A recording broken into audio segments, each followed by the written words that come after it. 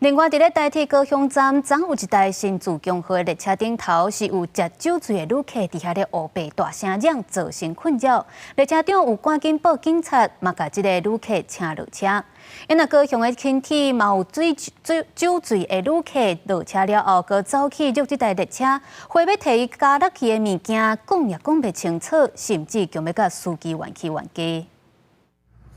警方来座位边仔查问，煞来就将乘客请落车。18下晡5点左右，台铁一帮上北新自强号列车顶悬，一个50几岁的男性一直吵闹，骂其他乘客。列车长直接报警处理。经台铁高雄站务员主任表示，亦无法提供该名旅客搭乘其他班次服务，本分局严谨协助台铁公司人员将该名旅客带下车。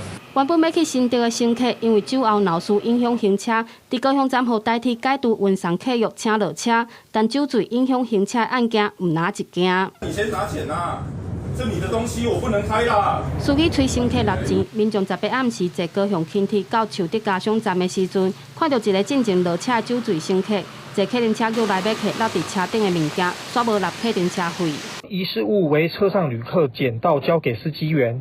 但是因为民众过于酒醉，无法回答一些基本资讯来证明是否为遗失物所有者，因此司机员请其先下车处理计程车车资。乘客讲袂出遗失物的信息，造成列车但会使停伫树德家乡站。